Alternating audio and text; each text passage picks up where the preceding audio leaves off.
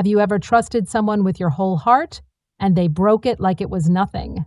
Maybe it was your partner. Maybe it was someone in your family. Or maybe it was both. What would you do if the person you were about to marry was secretly in love with your own mother? Would you walk away quietly? Or would you stand up and show everyone the truth? This is not just a story about a wedding. It's a story about betrayal, heartbreak, and a woman who found her voice when everyone wanted her to stay silent. If you've ever felt hurt, used, or lied to, if someone close to you made you feel small or invisible, this story will show you how to see the signs before it's too late, how to stay strong when your world is falling apart, and how to choose yourself, even when it hurts. By the end of this story, you'll know how to protect your heart, how to trust yourself again, and how to rise from pain with dignity, not silence. Let's go start. St. Michael's Cathedral's organ sounded deep notes as I stood at the altar, my palms shaking against my ivory bridal robe. 200 people, friends, family, and coworkers attended my Mrs. Nathaniel Reed debut. Later morning sunlight through stained glass windows cast rainbow shadows on marble. But I wasn't thrilled. A terrible realization threatened to break me. How long did they deceive me? My mother was in the front seat, her emerald dress coordinated and her smile radiant behind the sea of worried faces. Her motherly pride shone. My 24-hour-old self would have believed that smile. About 24 hours ago, moms protected their daughters and love was holy. I was squeezed by Nathan. I believed his blue eyes sparkled with devotion. "You ready, Celeste?" he whispered with the same confidence that attracted me 3 years earlier. Looking at his face, the strong jawline I'd traced with my fingers, the mouth that had promised me eternity, my world crystallized into perfect, terrible clarity. "Oh, I'm ready," I whispered, my voice solid despite the chest earthquake. More ready than you realize. I was gloriously, recklessly happy 3 months prior. Celeste Maran Darren, 28, thought I were set. I graduated summa cum laude from Georgetown with a literature degree, worked as a Meridian Publishing senior editor, and engaged to our community's golden boy, Nathaniel Reed. I was my parents' dream daughter. Magical engagement. Nathaniel Reed, 31, was handsome and the son of Judge Harrison Reed and philanthropist Victoria Reed. He was a corporate attorney for a top DC company, drove a BMW, and proposed to me at the Kennedy Center during Swan Lake, my favorite ballet. Your life together will be great. The 2-carat diamond ring that glittered like starfire that night thrilled my mother, Diana. Reeds are famous. You did well, honey. I should have heard her tone. Nice job, but not perfect. Like I bought something instead of dating. My father, Pastor William Darren, was guarded yet pleased. Family and tradition shaped his reputation. His only daughter, Mary, joining such a renowned household, blessed his 30 years of preaching. After dinner, Dad hugged me and said Nathaniel is a good man. Celeste, he loves you. Most importantly, I see your love for him. That word tasted terrible. Wedding planning took 2 months. My mother organized flowers, catering, music, and clothes fittings with devotion that depleted me. She looked through magazines and made several calls to plan her daughter's perfect wedding, saying this is every mother's dream.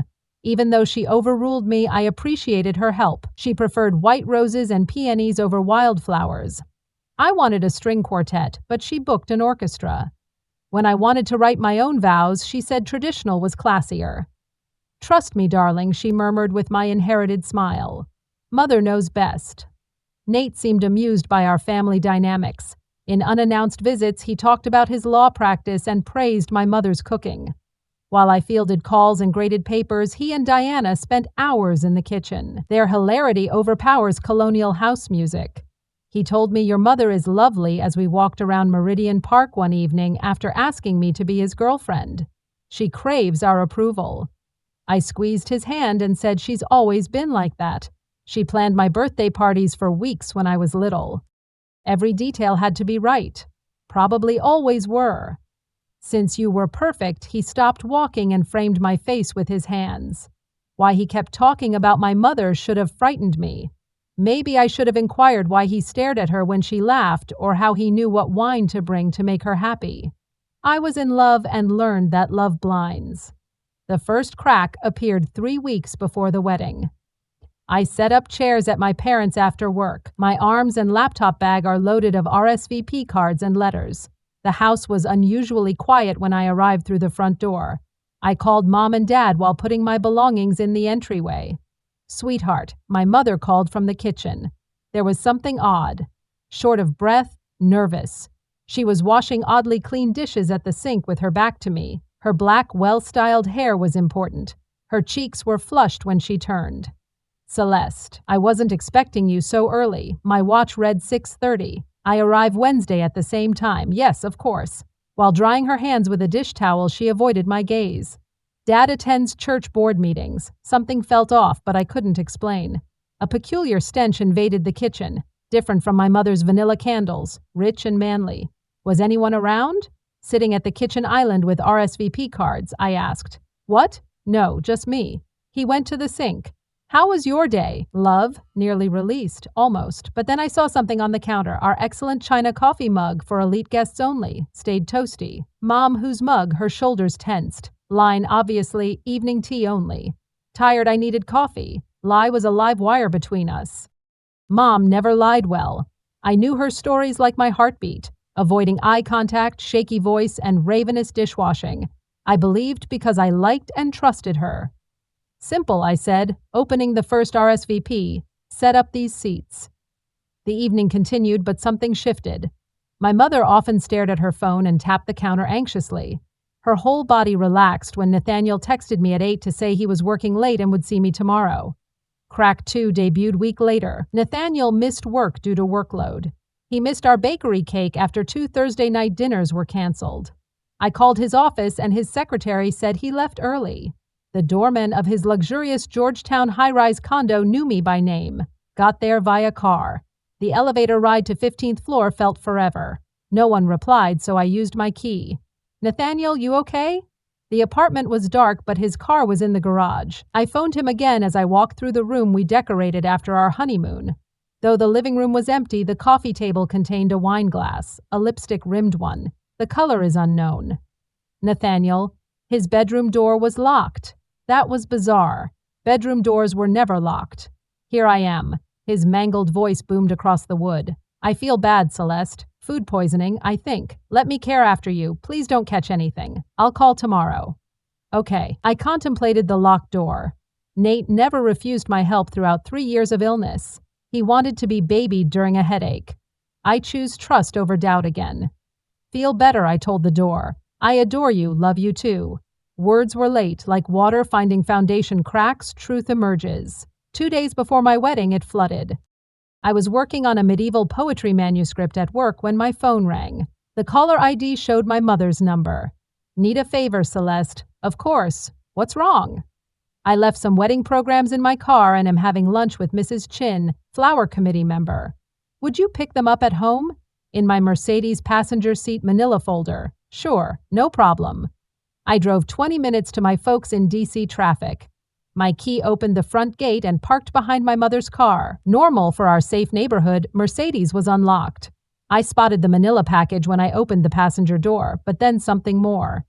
A small black leather notepad slipped between seats. If my mother hadn't signed the cover, I wouldn't have noticed. My hands shook opening it. After my engagement announcement, the first page was 3 months old. "Nathaniel Reed is my perfect husband. Right family, gorgeous, successful. I picked William's middle-class ministry. Maybe it's not late. Perhaps I deserve something nice." Notebook fell from my hand. I saw my mother's handwriting in the driver's seat as the world spun around me. I perused the notebook with shaking hands. Like William before the habit wore him down, he glances at me. I remember feeling wanted when Nathaniel compliments my clothes or meals. Today, he stayed after Celeste left for work. We talked travel and literature for hours. He said I was wasted in little town life. He's right. Indeed, this is wrong. I know what would happen if Celeste knew. I was last picked when? Choose me for want, not duty or convention? Page after page, entry after entry. My mother's precise penmanship on my fiancé's long-planned seduction. He kissed me today. Help me, Lord. Kissed back. We made love in his apartment while Celeste was at book club. He declared me the most passionate woman they met, regaining vitality. Nathaniel promises a post-wedding reunion. Last entry was yesterday. He feels marrying Celeste is expected, yet he loves me. William arranges his bachelor party tomorrow night, the night before the wedding, our last meeting before Celeste marries him. We must be more cautious afterward. We've come too far to quit. I sat with the journal closed. The suburban afternoon continued. Sprinklers watering clean yards, kids riding, dogs howling at man carriers. Normal life continued while my world disintegrated. How long? Mind-repeated question.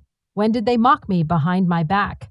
I remembered every family gathering and dinner where they sat across from each other and exchanged stares I couldn't understand.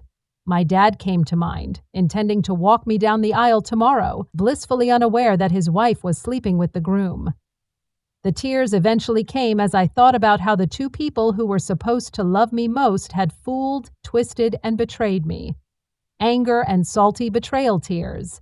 As I cried, my mascara spilled down my cheeks and I was left with a cold, crystalline clarity. They'd chosen each other over me before I choose myself.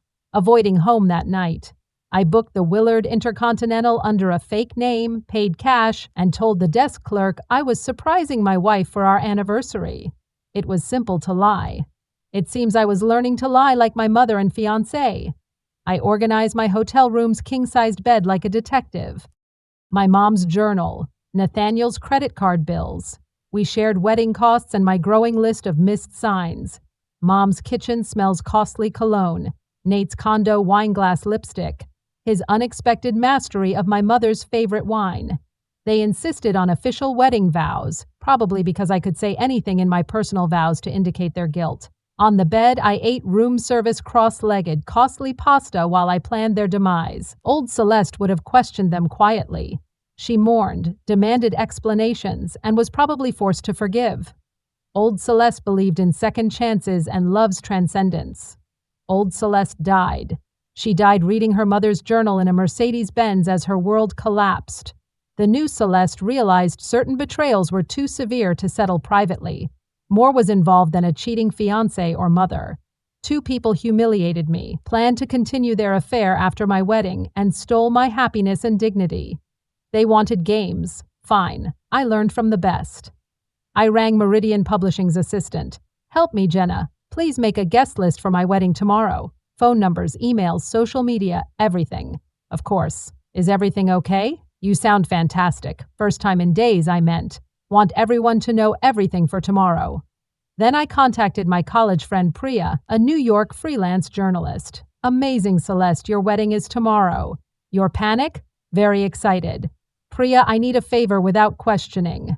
Okay, she sounded uncertain. Kind of favor? Visit St. Michael's Cathedral tomorrow with your camera and press credentials. I wish to document a newsworthy event. Celeste, you scare me. Never worry about me. Last call was worst. Knowing my father would be home from his bachelor party planning meeting, I called. Celeste, don't contact me. Is it bad luck for the bride's father to talk to her the night before? My voice broke, Dad. I adore you. Whatever happens tomorrow, remember that I love you and this is not your fault. You're worrying me, honey. What's wrong? Nothing's wrong, Dad. Finally, all will be well. After hanging up, I contemplated justice and revenge and their differences in the hotel room.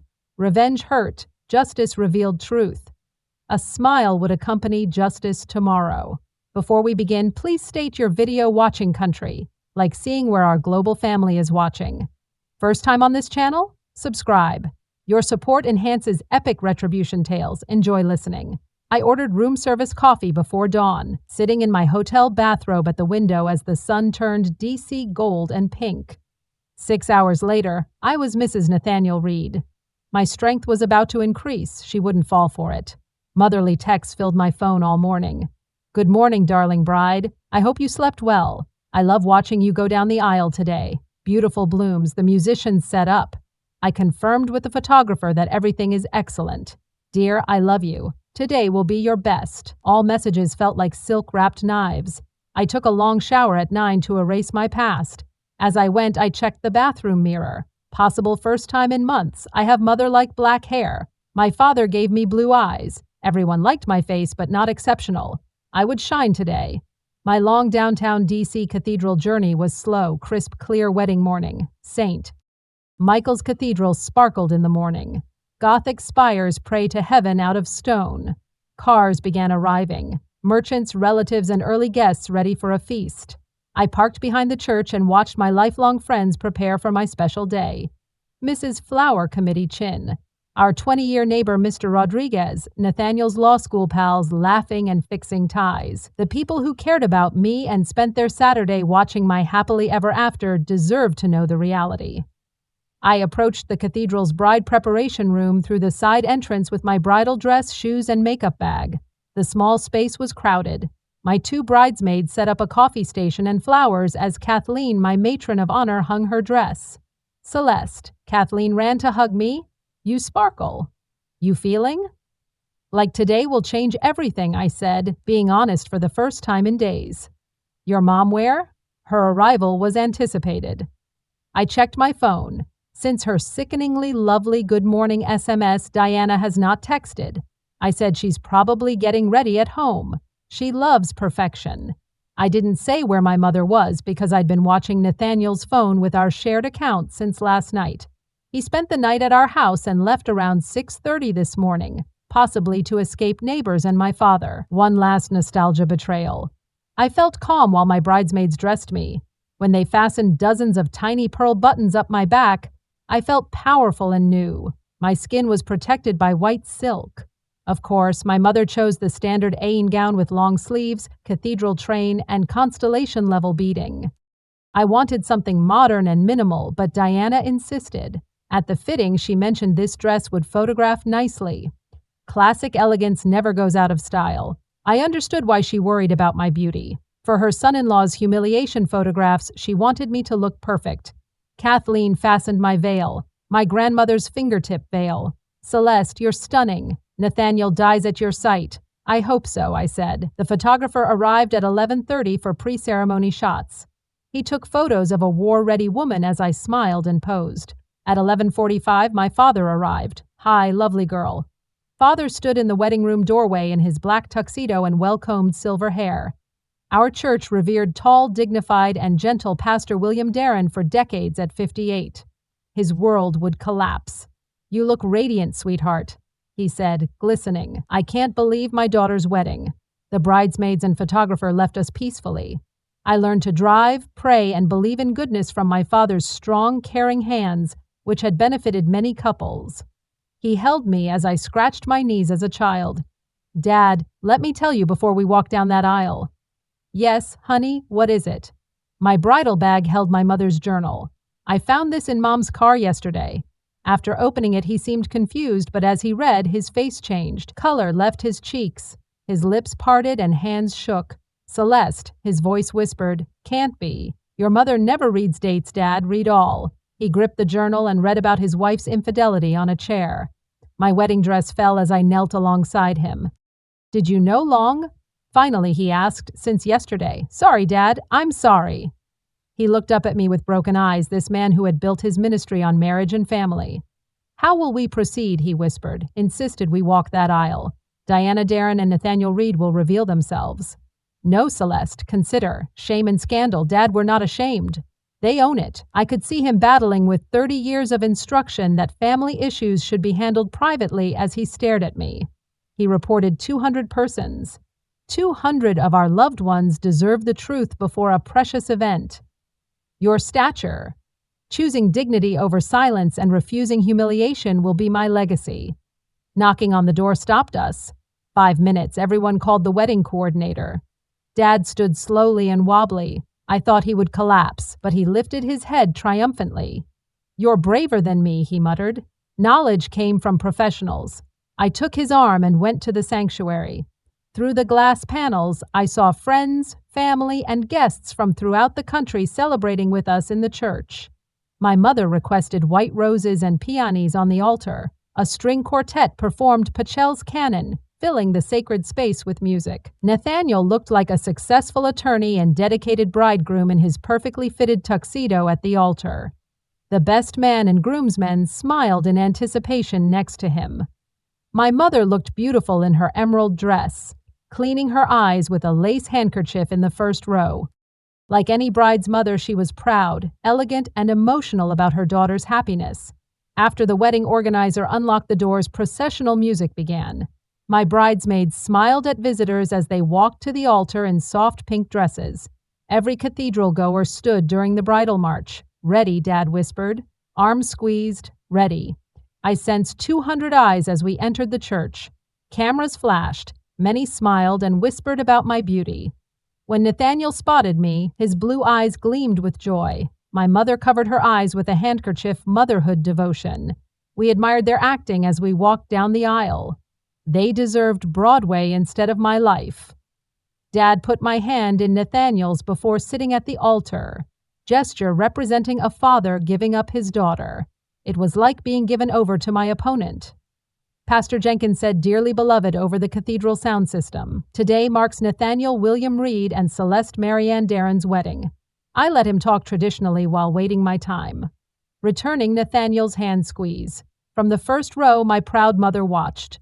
No one knew what was coming. God-honoring marriage should be intentional and intentional. It fit. Discuss reverence and God's goals. If anyone has a good cause to prevent this marriage, stand up or stay silent.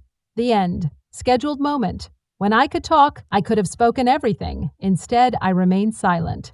I let Pastor Jenkins conclude vows and ring exchange. Safety was my goal. Assume they won. "Is Celeste your legal wife?" Pastor Jenkins asked Nathaniel. "Hold in sickness and health, rich or poor, better or worse, disregarding all others." "Separate until death?" Nathaniel looked at me and spoke clearly. "Everything else aside, I do." I almost chuckled at the brazen lie. "Celeste, are you married to Nathaniel, to have and keep in sickness and health, richer or poorer, for better or worse, renouncing all others until death?" It was my time. When I say I do and join my deceit or ruin their world with reality. All these faces were eager and excited looking at the congregation. My father's front row looks inspired me to be tough. My mother was still frantically wiping her eyes. "The cathedral's sound system made my voice clear," I said. I spoke first. No one spoke in the cathedral. String quartets stopped too. Nathaniel grabbed me, his smile vanishing. "Celeste." Pastor Jenkins seemed confused. "Is everything okay?" I told the congregation everything was wonderful. 200 puzzled, unhappy faces peered at me. I knew I had to be honest before making my biggest promise. Nathaniel's hand grip was almost painful. "Celeste, hi?" I let go and stepped toward the microphone away from him. Mother sat still in first row, handkerchief in lap. "Thanks for coming today," I said. "Your time to observe my happily ever after is much appreciated." The congregation murmured. I spotted Priya's back camera discreetly. Truth, not pretty falsehoods, makes happy endings, I learned. Know something before this ritual continues. With Celeste Nathaniel reaching for me, I retreated. I discovered my fiancé and mother cheated yesterday. Words blasted the cathedral. Stone walls echoed gasps. Program canceled. Judge Reed lost color in the front row while looking at his kid. Found my mother's relationship journal. My voice improved with each word. 3 months of secret meetings and betrayal. Their deceiving easy had us laugh for 3 months. Mom stood up abruptly, blushing. "Celeste, stop rambling. Diana, sit." My father stood up and ordered. His 30-year ministry voice made my mother recoil in her seat. Nathaniel fought to defend it. A misunderstanding arose, everyone. "Was your stay at my folks last night a misunderstanding?" Everyone could hear my request. "My father organized your bachelor party at his meeting," as the church gasped and muttered. Nathaniel paled. "Do I realize that you've been buying my mother expensive wine on our shared credit card?" Her affair journals mentioned her wine love. Judge Reed stared at his son in disbelief and anger. Nathaniel, deny. Nathaniel hurriedly inspected the church, witnessing his reputation, career, and life crumble.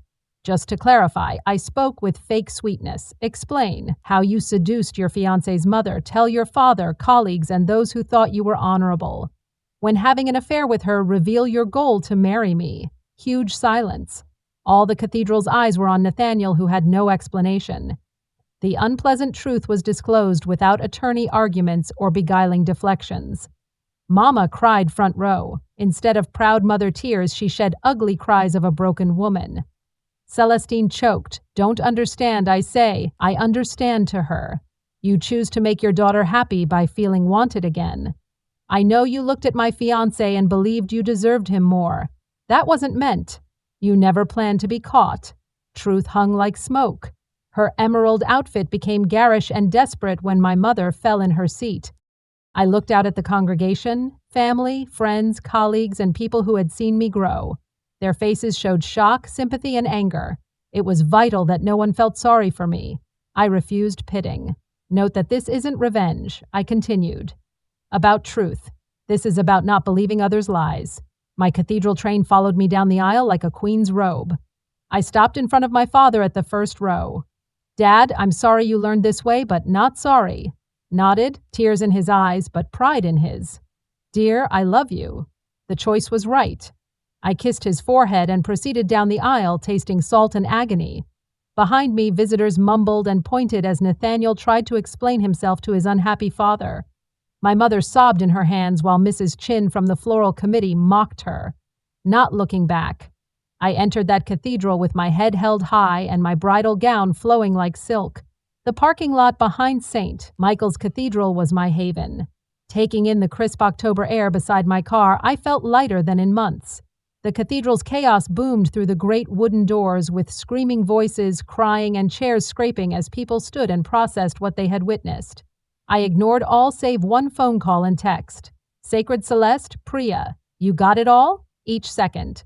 The footage will drive my editor crazy. By night, this will be everywhere. Good. Are you okay? Okay, really? I considered the question in an empty parking lot in my wedding dress, having just damaged 2 lives and maybe my reputation. My claim of perfection was sincere. Within an hour, our social circles spread the news. Within 3 hours, local news portals covered it. Priya's video and my cathedral encounter trended #wedding revenge within 6 hours. The responses exceeded my expectations. Through his legal company, Judge Reed said his son was on indefinite leave for personal concerns. Nathan's career terminated. After that, no DC law firm would represent him. That night, Nathaniel's mother, Victoria Reed, couriered a handwritten letter. Celeste, my son's behavior disgusts me and I respect your courage today. You deserve better than betrayal. I always admire and support you. Victoria, the St. Michael's congregation apologized deeply for my father, bringing tears. By Sunday evening, over 100 people had called or visited to support or criticize our family's behavior. My mother's friends gave the best response, the woman she spent years dazzling with her dream marriage and daughter. 3 charity boards quietly sought her resignation within 24 hours. Her lunch invites and phone calls halted. Diana Darren, who had built her reputation as the perfect pastor's wife, called me thousands of times and left every call on voicemail. 3 days after my non-wedding, I saw my father pack boxes with 30 years of theological literature and sermon notes in his study.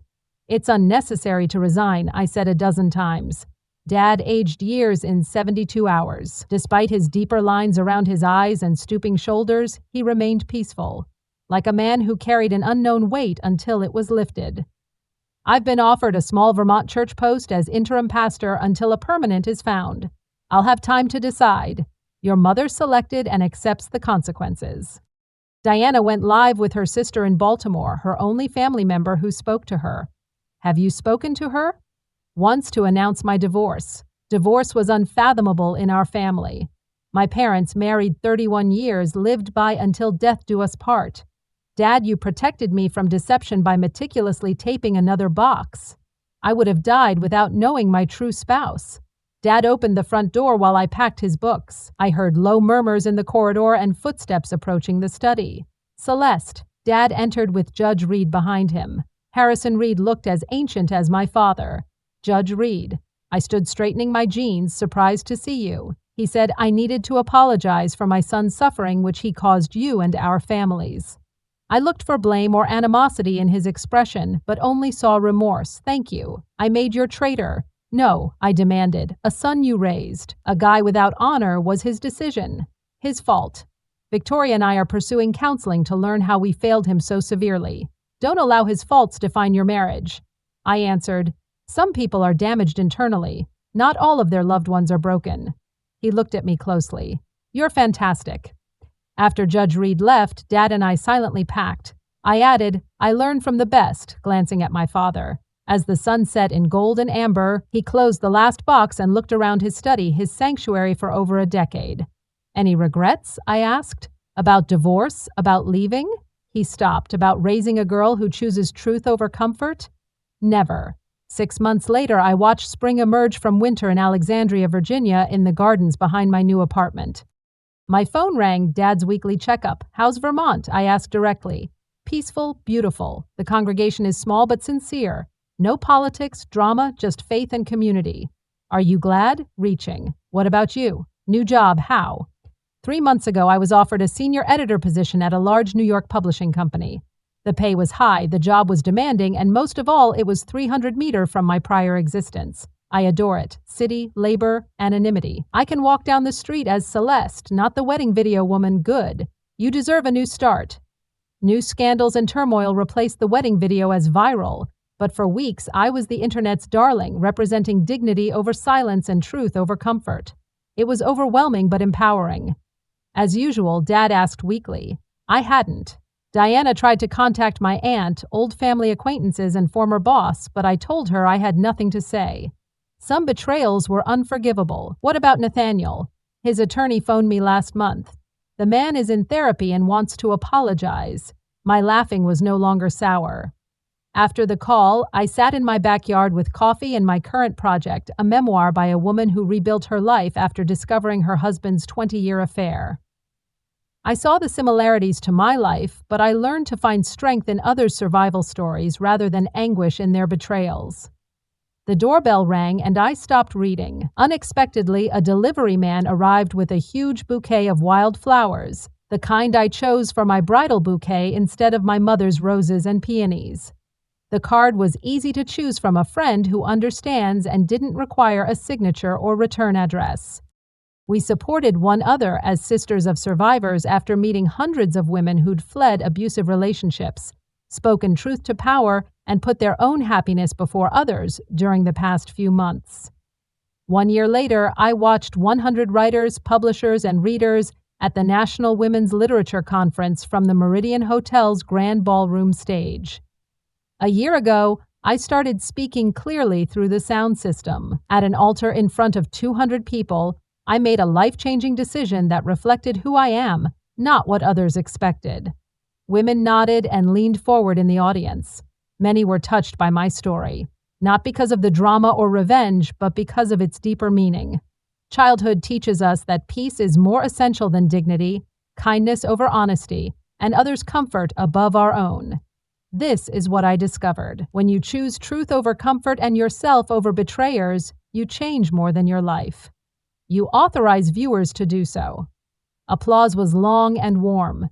After my lecture, dozens of women contacted me to share their stories of courage over silence and authenticity over approval. I sat in my hotel room with a glass of wine late that night, reading messages from women who watched my conference speech online. For teaching me it was possible, being honest and speaking up. Dad texted me, "I watched your speech online." Mom would agree. I gazed at the message. Naturally, my grandmother. Whether my mother saw her daughter speak about courage and felt pride mixed with sadness in Baltimore, living with the consequences of her choices, I would never know, and I was fine with that. The woman whose veil I wore on my non-wedding day showed me that strength could look like grace, and that refusing to enable someone else's brutality was often the most compassionate thing you could do. New York sparkled like jewels on black velvet outside my hotel window. Millions of people choose in that maze of lights. Some brave, some cowardly, some life-changing. As I raised my wine glass, I silently saluted them all, but especially those who chose themselves when the world ordered silence. I thought, here's to freedom seekers. Sometimes freedom means standing alone at an altar and proclaiming the truth to people who would rather lie. I drank my wine, turned off my laptop, and went to bed. I would return to New York, my work, apartment, and wildflower garden tomorrow. My existence was built on my own unbreakable reality. Liberation is sometimes the greatest revenge. When everyone expects her to be silent, a woman may be strongest by choosing herself.